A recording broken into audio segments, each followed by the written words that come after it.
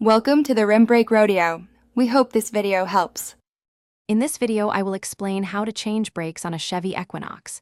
Before you begin, gather all your tools, including a jack stands, a lug wrench, and a C-clamp.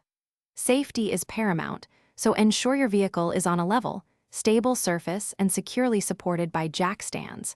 Always wear safety glasses and gloves to protect yourself during the process. This preparation ensures a smooth and safe brake replacement. Now let's get to removing the old components. First, loosen the lug nuts, then safely raise your Equinox and remove the wheel. Next, locate the two caliper guide pin bolts, usually 7mm or 14mm, and remove them to detach the brake caliper. Gently hang the caliper without stressing the brake line. Finally, slide out the old brake pads and remove the worn brake rotor. With the old parts removed, it's time for the new ones.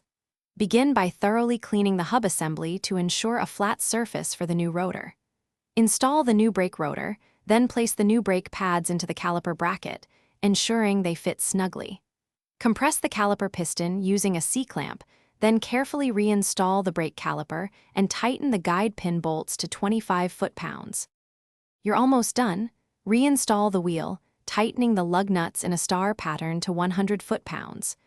Before driving, get inside your Equinox and pump the brake pedal repeatedly until it feels firm.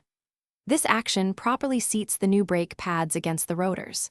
Finally, take your vehicle for a slow test drive in a safe area to ensure everything is working correctly. Thanks for watching. Consider subscribing if we helped you.